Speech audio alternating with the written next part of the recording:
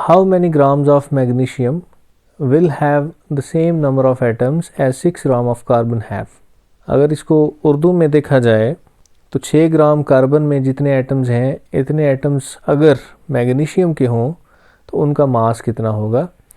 असल में हमें जो चीज़ बताई गई है डाटा में वो है mass of carbon atom, mass of carbon जो कि हमारे पास 6 ग्राम है। सिनेरियो ये है कि हमने 6 ग्राम कार्बन के अंदर कार्बन के एटम्स फाइंड करने हैं। जितने कार्बन के एटम्स आएंगे उतने ही अगर हम मैग्नीशियम के एटम लें तो उन मैग्नीशियम के एटम्स का मास कितना होगा वो हमने फाइंड करना है। तो दरअसल कार्बन का मास हमें दिया गया है, हमने कार्बन के एटम्स फाइंड करने हैं और उतने ही मैग्नीशियम के एटम लेकर उन मैग्नीशियम के एटम्स का मास फाइंड करेंगे। तो सबसे पहले हम कार्बन के नंबर ऑफ़ एटम्स जो 6 ग्राम के अंदर होंगे वो फाइंड करेंगे, जिसके लिए हमें 6 ग्राम कार्बन के अंदर मोल्स की तादाद कितनी है वो मालूम करना होगी। और मोल्स फाइंड करने के लिए आप जानते हैं हमें कार्बन का मोलर मास या मॉलिक्यूलर मास चाहिए। तो मोलर मास ऑफ कार्बन उतना ही होगा जितना कार्बन का एटॉमिक मास है, क्योंकि कार्बन एक एटम है, एक मॉलिक्यूल नहीं है, तो इसका एटॉमिक मास ही इसका मोलर मास कंसीडर किया जाएगा। तो कार्बन का मोलर मास 12 ग्राम पर मोल होगा। अब हम नंबर ऑफ़ मोल्स फाइंड करेंगे 6 ग्राम कार्बन के अंदर। नंबर ऑफ़ मोल्स बराबर होंगे मास डिवाइडेड बाय मोलर मास के। इसके अंदर मास की वैल्यू पुट करें और मोलर मास की वैल्यू पुट करें तो हमारे पास मोल्स की तादाद 0.5 आ जाएगी। इसी चीज़ को अगर हम उर्दू के अंदर रिप्रेजेंट करें तो हमारे पास मवाद के अंदर कार्बन का मास वो बराबर है 6 ग्राम के, कार्बन का मोलर मास बराबर है 12 ग्राम फी मोल, मोल्स की तादाद बराबर होती है मास बटा मोलर मास। इसके अंदर उसी तरह वैल्यूज़ पुट करें 6 डिवाइडेड बाय 12 तो हमारे पास वैल्यूज़ 0.5 आ जाएगी। नंबर ऑफ़ मोल्स फाइंड करने के बाद हम कार्बन के नंबर ऑफ़ एटम्स फाइंड करेंगे। तो नंबर ऑफ़ एटम्स फाइंड करने के लिए जो फार्मूला इस्तेमाल किया जाता है वो है moles multiply by Avogadro's number. तो मोल्स हमारे पास है 0.5 multiply Avogadro's number which is 6.023 multiply 10 raise to the power 23।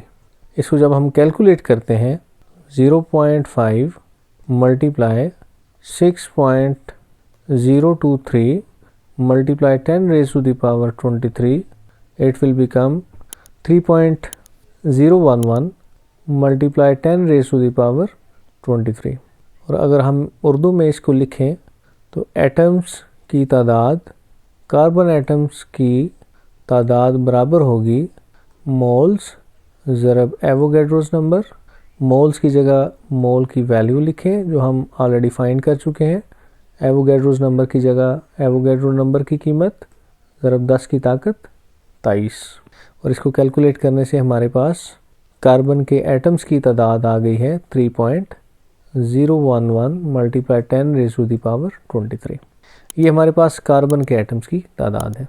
अब हम फ़र्ज़ करते हैं हमारे पास मैग्नीशियम के एटम्स की तादाद भी इतनी ही है, या जितनी हमारे पास कार्बन एटम्स की तादाद आई है इतनी ही हम मैग्नीशियम एटम्स की तादाद को कंसीडर करते हैं, जैसा कि सवाल के अंदर बताया गया था।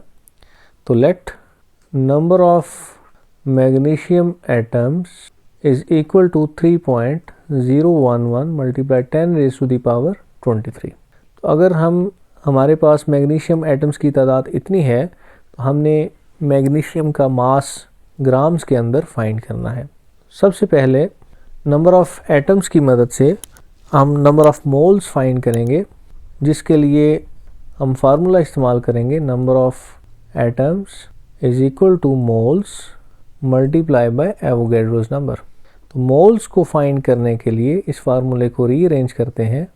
Moles is equal to number of atoms divided by Avogadro's number. Moles find करने के लिए हम नंबर ऑफ एटम्स को एवोगैड्रो नंबर से डिवाइड करते हैं। हमारे पास नंबर ऑफ एटम्स हैं 3.011 multiply 10 raise to the power 23 divided bye 6.023 multiply 10 raise to the power 23।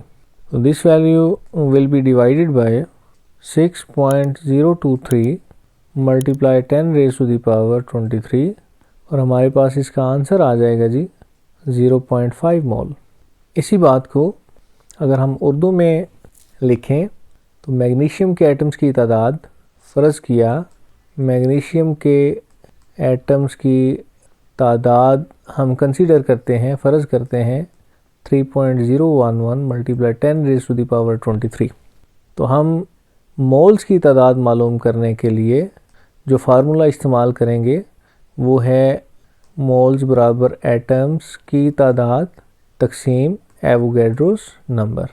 इसमें कीमतें जब हम दर्ज करेंगे 3.011 multiply 10 raise to the power 23 divided by Avogadro number which is 6.023 10 raise to the power 23, तो हमारे पास मोल जो हैं वो 0.5 आ जाएंगे।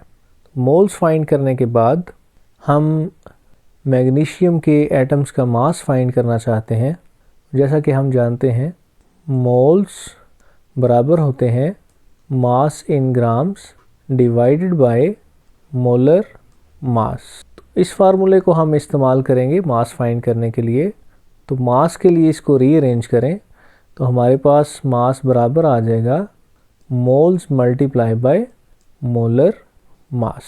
अब चूँकि हमारे पास जो मोल्स आए हैं वो 0.5 हैं और मैग्नीशियम का मोलर मास असल में मैग्नीशियम के एटॉमिक नंबर के बराबर होगा और मैग्नीशियम का atomic mass 24 atomic mass unit होता है। जब हम इसको मल्टीप्लाई करेंगे 0.5 को multiply with 24 it will become 12। तो हमारे पास मास ऑफ मैग्नीशियम जो है वो 12 ग्राम आ जाएगा। इसी बात को अगर उर्दू में लिखा जाए तो जैसा कि हम जानते हैं मोल्स बराबर होते हैं मास बटा मोलर मास के।